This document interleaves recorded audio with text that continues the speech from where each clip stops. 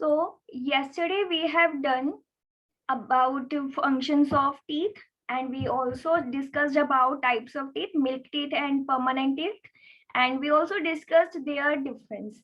And after that we have studied structure of tooth. So today we are going to do the kinds of teeth on the page number 15 of your book. Kinds of tooth. Teeth की types होती हैं। ये कौन कौन सी types हैं? हमारे mouth में 4 तरह के टीथ होते हैं। इनके नेम क्या है? आप अपनी स्क्रीन पे देख रहे हो सबसे बॉटम में, incisors, canines, premolars and molars. Okay बच्चे, you all please keep your mics off. So ये 4 टाइप्स हैं टीथ की। इनके नेम्स आपने पढ़ना सीखना है बिल्कुल अच्छे से, ठीक है? इनको अच्छे से प्रोनाउंस करना आपको आना चाहिए। इंसीजर्स, समटाइम्स इसको इंसाइजर्स भी बोल देते हैं, both are correct. Canines, premolars and molars. अब देखो, जो ये ग्रीन कलर के टीथ आपको दिख रहे हैं, ग्रीन कलर के, ये इंसीजर्स हैं। आपके जो फ्रंट टीथ होते हैं बिल्कुल आगे वाले, आप इसको टच करके भी देख सकते हो, बिल्कुल फ्रंट वाले टीथ, 4 ऊपर के और 4 नीचे के, जो हमें बिल्कुल सामने दिखते हैं, ये इंसीजर्स हैं।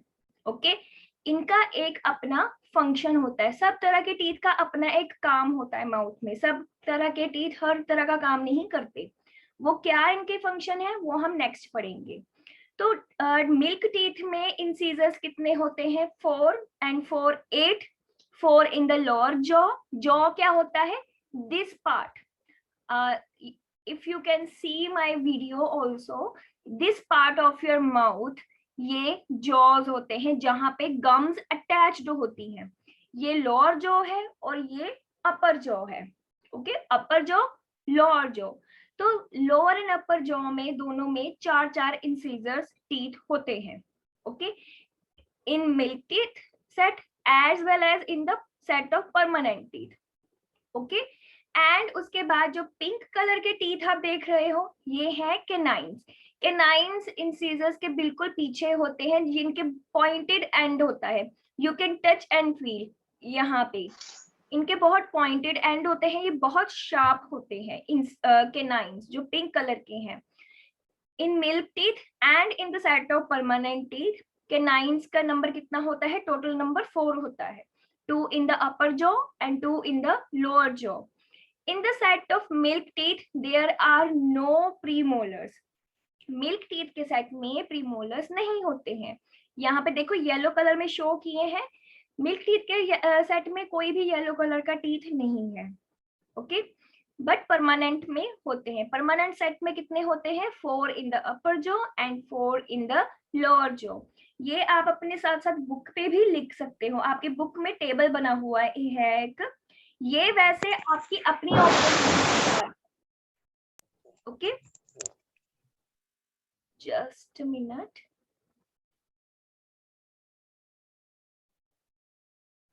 ये जो टेबल बना हुआ है, ये एक्चुअल में उन्होंने क्यों बनाया है कि आप अपने माउथ में टीथ काउंट करो और उसको लिखो। आप इसकी जो एक्चुअल नंबर है, जो 32 नंबर एक्चुअल में बनता है जितने नंबर ऑफ टीथ के साथ, वो आप वो भी लिख सकते हो यहाँ पे, ठीक है, ताकि आपको याद रहे। So in in the permanent set of teeth there are total 8 premolars. उसके बाद आते हैं मोलर, जो ब्लू कलर में टीथ आपको दिख रहे हैं। मिल्क टीथ में ये कम होते हैं। कितने होते हैं? 4 in the upper jaw, 4 in the lower jaw, total 8। Permanent set में ये ज्यादा होते हैं, 6 होते हैं। Total number is 12।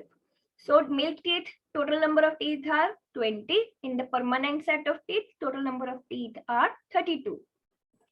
Next, यहाँ पे फिर से मैंने नंबर दिया हुआ है मिल्क टीथ और परमानेंट टीथ में। बच्चे please mute yourself. Incisor teeth दोनों में 8 है, कैनाइन्स दोनों में 4 है। मोलर टीथ मिल्क टीथ में 8 है, मोलर टीथ परमानेंट में 12 है। प्री मोलर्स मिल्क टीथ में नहीं होते, प्री मोलर्स परमानेंट में 8 होते हैं। ओके, सो नेक्स्ट हम इनके फंक्शंस भी करेंगे। So here are the 4 types of teeth. First we will do incisors. So जो इंसीजर्स हैं, इनका फंक्शन क्या होता है, इनका काम क्या होता है हमारे माउथ में? इसका काम होता है बाइटिंग एंड कटिंग। बाइटिंग क्या होता है? बाइट करना। जब हम कोई भी चीज, जैसे आपने माउथ में एप्पल रखा है, आप एप्पल ऐसे तो सारा मुंह में नहीं डाल सकते, हम क्या करते हैं, उनके छोटे छोटे पीसेस लेते हैं। तो वो पीसेस कौन करता है? हम ओनली अपने फ्रंट टीथ यूज करते हैं उसमें, है ना। अगर आप बनाना खा रहे हो उसके लिए भी आप फ्रंट टीथ यूज करोगे, बाइटिंग के लिए, कटिंग के लिए, होल्ड करने के लिए। कभी कभी हम कोई चीज मुंह में पकड़ भी लेते हैं तो होल्ड करने के लिए भी हम इंसिजर्स यूज करते हैं। And the number is again 8, 4 in the upper jaw and 4 in the lower jaw। ये इनका काम है, बाइटिंग एंड कटिंग।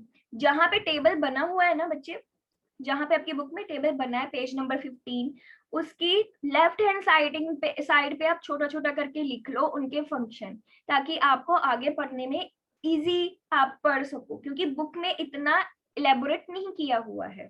ठीक है, इंसीजर्स के साथ ही लेफ्ट साइड पे वहां पे लिख लो biting, cutting, holding. Incisor teeth are used for biting, cutting and holding the food. Okay. Next is canines। canines बहुत शार्प एंड वाले होते हैं, बिल्कुल इंसीजर्स के साथ जो होते हैं। तो क्योंकि इनका शार्प एंड होता है इसीलिए ये टीथ टीयरिंग में हेल्प करते हैं। टीयरिंग क्या होता है? फाड़ना किसी चीज को, जैसे हम कपड़ा फाड़ देते हैं ना टीयरिंग के लिए। क्योंकि जो ह्यूमन बीइंग है वो ओमनीवोर है। ठीक है, ओमनीवोर पता है आपको? सुखवीर सिंह, सुखवीर सिंह बच्चे, Yes, ma'am. you are lying on the bed, be attentive and where is your book? I cannot see your book। मैंने आपको लिखने के लिए कुछ बोला है ना, तो कहाँ लिखोगे? बुक ही नहीं है तो पेंसिल कहाँ है? कहाँ पे लिख रहे हो आप? लिखना है, साथ साथ में लिखना है। इट्स ओके, अब लिख लो। सो आप कैनाइन के साथ टीयरिंग लिख लो। मैं बता रही थी कि टीयरिंग हम किस लिए यूज करते हैं। तो ह्यूमन बींग्स आर ओमनीवोर, ये आप पढ़ के आए हो ना। हार्बीवोर्स होते हैं, कार्निवोर्स होते हैं, ओमनीवोर्स होते हैं। Human beings are omnivores. It means human being plant product भी खाते हैं और एनिमल्स भी खाते हैं, एनिमल का फ्लैश भी खाते हैं। तो एनिमल फ्लैश जो है उसको टीयर करने के लिए कैनाइन टीथ यूज किए जाते हैं। ओके। और कभी कभी ऐसे प्लांट प्रोडक्ट्स भी होते हैं जिनको टीयरिंग की जरूरत होती है। आपने कभी कैंडी खाई होगी, कैंडी का रैपर फाड़ने के लिए आप कभी कभी दांत से फाड़ लेते हो, उसके लिए भी हम अपने कैनाइन टीथ ही यूज करते हैं क्योंकि ये शार्प है। ठीक है। सिमिलरली अगर हम किसी एनिमल की बात करें जो कार्निवोर है, जो सिर्फ और सिर्फ फ्लैश खाता है दूसरे एनिमल्स का, तो उसके माउथ में ओनली कैनाइन टीथ ही हो सकते हैं। ठीक है, कैनाइन टीथ होंगे और बाकी कुछ और टीथ भी होंगे। ठीक है, सो कैनाइन टीथ उनके माउथ में ज्यादा होंगे।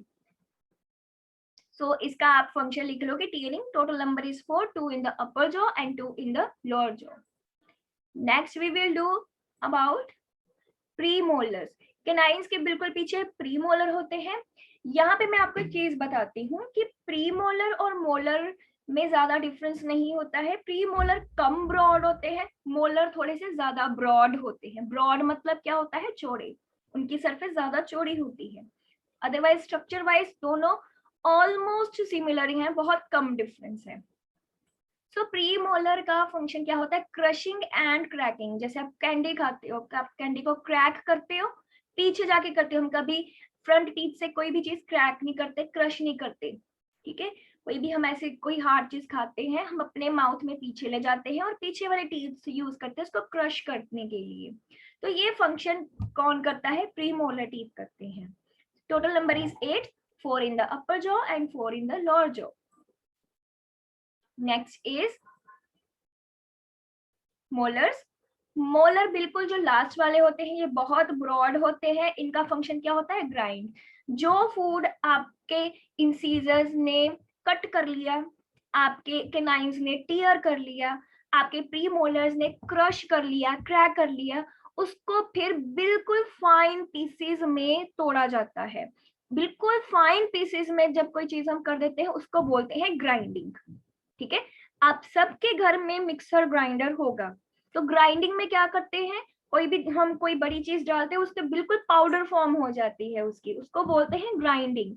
तो ये काम किसका होता है हमारे माउथ में? मोलर टीथ का। मोलर टीथ की सरफेस थोड़ी चौड़ी होती है, तो ये फूड को पूरी तरह से ग्राइंड कर देता है और पूरी तरह से उसको फाइन बना देता है ताकि स्वेलोइंग में कोई प्रॉब्लम नहीं आए। ओके, परमानेंट सेट में इसका टोटल नंबर 12 है, 6 in the upper jaw and 6 in the lower jaw. I hope आप सबने साथ साथ में इनके फंक्शंस लिख लिए होंगे, बिकॉज बुक में पूरी तरह से प्रॉपर तरीके से नहीं है। ओके, तो अब आप मुझे बताओगे, मैं बहुत जनरल सा क्वेश्चन पूछ रही हूँ, अगर ह्यूमन बीइंग में, एक अडल्ट ह्यूमन बीइंग के माउथ में total number of teeth are 32, तो अपर जॉ और लोअर जॉ में कितने कितने टीथ होंगे? Okay, there is saying he has 24 teeth. Mayank 28, Madhvi 29, Cheshta 24. Okay, because I'm getting the answer 16. Very nice. So 16 total number of teeth in the upper jaw are 16 and in the lower jaw are 16. Okay. So यहाँ पे इनकी मैं shape आपको बता रही हूँ, ठीक है। हमारे बुक में एक क्वेश्चन है जहाँ पे आपको ये चारों टाइप के टीथ का स्ट्रक्चर ड्रॉ करना है। तो ये स्ट्रक्चर की मैं बात में बता रही हूँ आपको। इंसीजर्स फ्लैट होते हैं, आप टच करके देखो, जो आपके फ्रंट टीथ है ये नीचे से बिल्कुल फ्लैट है, नीचे वाले टीथ को भी टच करके देख सकते हो, ऊपर वाले टीथ को भी टच करके देख सकते हो। ये इनका जो सरफेस है ये फ्लैट है, इनका जो एज है वो बिल्कुल स्ट्रेट है, ऊपर से भी ये आगे से भी फ्लैट होते हैं और इनका एज बिल्कुल स्ट्रेट है, इसलिए ये किसी भी चीज को कट कर देते हैं। ओके, नेक्स्ट हम करेंगे केनाइन्स के। केनाइन का ये वाले टीथ, इसको टच करके देखो, इनका एंड पॉइंटेड होता है, इसलिए ये टीयर करने में हेल्प करते हैं। Next are molars. मोलर्स जो बिल्कुल पीछे वाले टीथ होते हैं, यहाँ पे प्री मोलर आना था, सॉरी, जो ब्रॉड, इनकी सरफेस ब्रॉड होती है। जैसे मैंने आपको बताया था मोलर और प्री मोलर में बहुत कम डिफरेंस है। जो मोलर्स है उनकी ब्रॉडर सरफेस है, मोलर प्री मोलर्स की भी ब्रॉड है, जो मोलर्स है उनकी ज्यादा ब्रॉड है। ओके, तो ये जब हम बनाएंगे उसके बाद आपने उसकी बहुत प्रैक्टिस करनी है। So structure of tooth we have discussed yesterday, तो हम इसके नेक्स्ट करेंगे।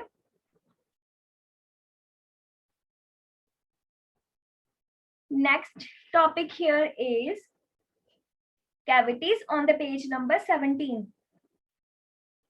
On the page number 17.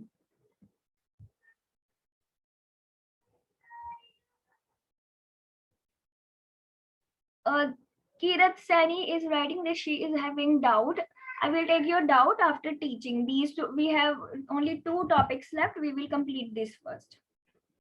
So what are the cavities? एक cavities word आपने बहुत सुना होगा, आप में से बहुत सारे बच्चों के माउथ में कैविटी होगी भी। सारांश, total number of incisors is 8, 4 in the upper jaw and 4 in the lower jaw. Okay, so cavities एक तरह का डिसऑर्डर है टीथ में, जो हम फालतू चीजें खाते हैं उसकी वजह से टीथ खराब हो जाते हैं, ठीक है।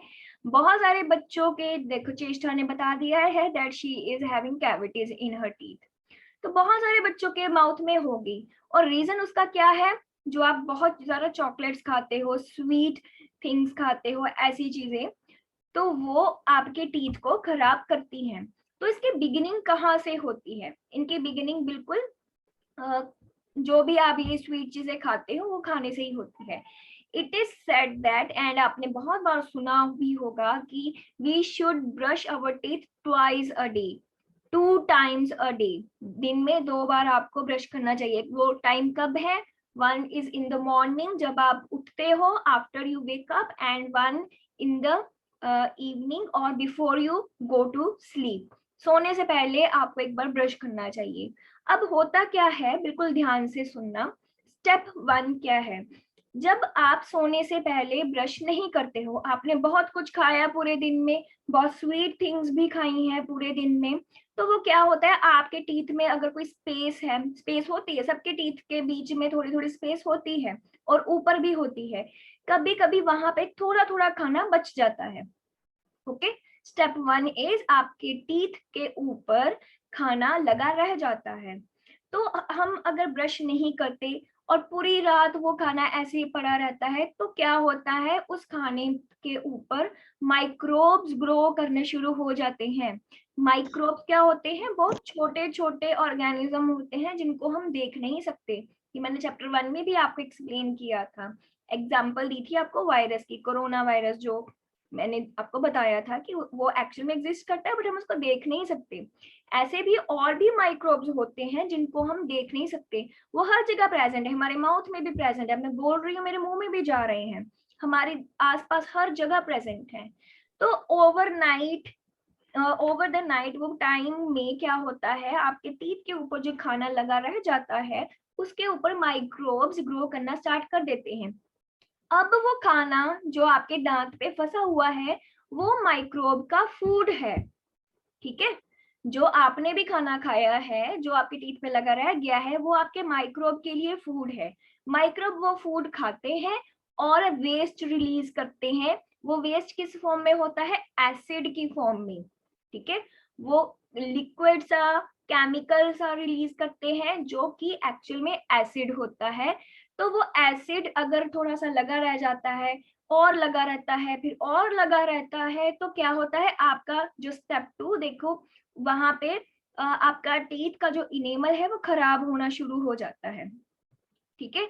ऐसे ही जब आपके टीथ पे बहुत ज्यादा खाना लगा रह जाता है, कभी कभी क्या होता है टीथ येलो भी हो जाते हैं ना, येलोइश हो जाते हैं, है ना। और वो जो येलो लेयर टीथ के ऊपर आ जाती है उसको बोलते हैं प्लाक। आपकी बुक में है, देखो इसी पैसेज की सेकंड लाइन है, if food particles remain trapped in between the teeth, जब फूड पार्टिकल टीथ के बीच में रह जाते हैं, a sticky layer called plaque forms on the teeth। वो जो फूड है लगा रह गया है वो टीथ के ऊपर एक लेयर बनाता है येलो कलर की, वो क्या होती है, प्लाक। अब वो बचा हुआ फूड जो कि माइक्रोब का के लिए भी फूड है, माइक्रोब उस पे ग्रो करते हैं, उसको खाते हैं और क्या रिलीज करते हैं, एसिड।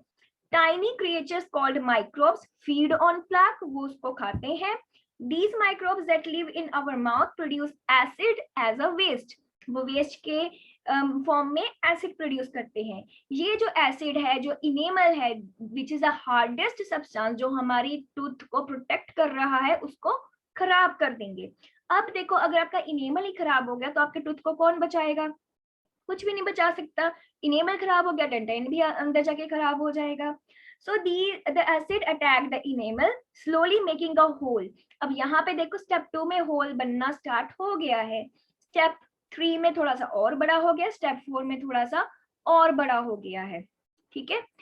तो ये येलो लेयर में जब प्लाक बन गया है, इस पे एसिड प्रोड्यूस हो गया है, माइक्रोब इसको खाते हैं, ठीक है। तो क्या होता है, ये होल बनना स्टार्ट हो जाता है। तो ये होल जो बनता है ये हमें बाहर से ब्लैक कलर का दिखता है क्योंकि वो खराब है, तो हम उसको कहते हैं ये कैविटी हो गई है, क्योंकि वो होल, कैविटी का मतलब ही होता है होल, ठीक है। जो आपके टीथ में होल हो गए हैं उसको हम बोलते हैं कैविटी। ओके, तो मैं एक बार कॉन्टिन्यूटी में ये स्टेप बोल रही हूँ। जब हमारा फूड हमारे टीथ के ऊपर लगा रह जाता है वो एक लेयर टूथ के ऊपर बनाता है, येलो लेयर, जिसको बोलते हैं प्लाक। वो प्लाक माइक्रोब्स के लिए फूड है, माइक्रोब्स उसको खाते हैं और एसिड प्रोड्यूस करते हैं। एसिड हमारे टूथ में होल करता है और ब्लैक कलर का होल बन जाता है, स्पॉट बन जाता है, जिसको कैविटी कहते हैं, ठीक है। इसका एक और नाम है, इसको हम डेंटल कैरीज भी बोलते हैं, डेंटल कैरीज। ये आपकी बुक में लिखा हुआ है इसी पैसेज के लास्ट सेकंड लास्ट लाइन पे बोल्ड लेटर्स में लिखा है, उसको भी अंडरलाइन कर लो। But you were saying that चेष्टा वेट, हम लेट मी कंप्लीट, वेट, अभी मैं बता रही हूँ और भी बताना है। तो कैविटी क्यों बुरी है, ठीक है, कैविटी तो हो गई, अब क्वेश्चन ये है कि ये बुरी क्यों है। देखो जब होल बन गया है आपके टीथ में, आपके टूथ का सबसे सॉफ्ट पार्ट कौन सा है, कल ही मैंने बताया है, जिन बच्चों को पता है वो चैट बॉक्स में लिखेंगे, which is the softer part in the tooth. बहुत सेंसिटिव भी होता है वो, हाँ, pulp, very good Mayank. Pulp होता है, ये सेंसिटिव भी होता है। सेंसिटिव क्यों होता है? क्योंकि उसमें नर्व्स होती हैं, ठीक है। पल्प में दो तरह की ट्यूब्स होती हैं, एक होती है ब्लड वेसल्स जिसमें ब्लड कैरी होता है, और दूसरी होती है नर्व्स जो कि हमारी सेंसिटिविटी के लिए रिस्पॉन्सिबल है। तो देखो आपके टूथ में होल हो गया है। ओके बच्चे, अब सुन लो, स्टॉप सेंडिंग मैसेजेस।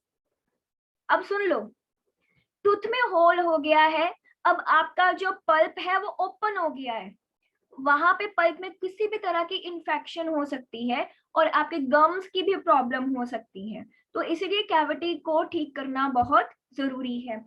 बच्चों को बहुत पेन होती है कैविटी होने से, क्योंकि वो जो नर्व्स है वो ओपन हो गई हैं, अब वो बिल्कुल खुल गई हैं, ओपन है, वहां पे कोई भी तरह, किसी भी तरह की इंफेक्शन जा सकती है, ठीक है। तो ये बहुत पेनफुल भी होता है। तो इसको ठीक करने का एक तो बहुत इजी तरीका है कि आपको आपके टीथ की बिल्कुल अच्छे से केयर करनी चाहिए। आपको अपना माउथ क्लीन रखना चाहिए और ऐसा फूड खाना चाहिए जो आपके टूथ के लिए अच्छा हो। तो नेक्स्ट हम एक लास्ट टॉपिक है, ये करके फिर मैं आपसे आपके डाउट ले लूंगी, ठीक है। We have 10 minutes. सो हम अब बात कर रहे हैं, मैंने अभी आपको जैसे कहा कैविटी से आप कैसे बच सकते हो when you take proper care of your teeth. तो फर्स्ट उसमें क्या आएगा, अगेन जैसे मैंने आपको पहले भी बोला, we should brush our teeth twice a day, once in the morning and second in the evening before going to sleep, ठीक है। सोने से पहले आपको ब्रश करना चाहिए। और आपकी देखो बुक में 3 पिक्चर्स हैं ब्रश कैसे करना चाहिए, up and down, in the front, ताकि आपके जो फ्रंट टीथ है वो अच्छे से साफ हो जाए, ठीक है। आपके टीथ का जो पीछे वाले पार्ट है, क्योंकि इंसीजर बिल्कुल स्ट्रेट होते हैं, इनके पीछे वाला पार्ट भी स्ट्रेट होता है, तो पीछे से भी इनको साफ करना उतना ही जरूरी है। पीछे से जाके भी आपको डाउनवर्ड्स क्लीन करना चाहिए, ओके। तो जब हम अपने माउथ के पीछे जाते हैं मोलर्स और प्री मोलर्स की तरफ, क्योंकि उनके सरफेसेस ब्रॉड है, तो उनके ऊपर ब्रश को सर्कुलर मोशन में क्लीन करने चाहिए, वो टीथ सर्कुलर मोशन से, ओके। तो ये 3 पिक्चर देखो, इससे बहुत अच्छा एक्सप्लेन आप देख सकते हो, बहुत अच्छा है। और क्या है, avoid eating many sweets and chocolates, क्योंकि स्वीट और chocolates are the main reason for the cavities, तो इनको जितना हो सके उतना अवॉइड करना चाहिए। आई नो आपको बहुत पसंद है खाना, बट थोड़ा लिमिट रखो खाने की, because excess of anything is bad. Next is massage the gums with a finger. Gums क्या है, ये जो टीथ के ऊपर, यहाँ पे टीथ के नीचे जो पिंक कलर का मस्कुलर पार्ट है, जो कि जिसका काम क्या होता है, टूथ को होल्ड करके रखना, ये टीथ को होल्ड करके रखती हैं गम्स, ठीक है।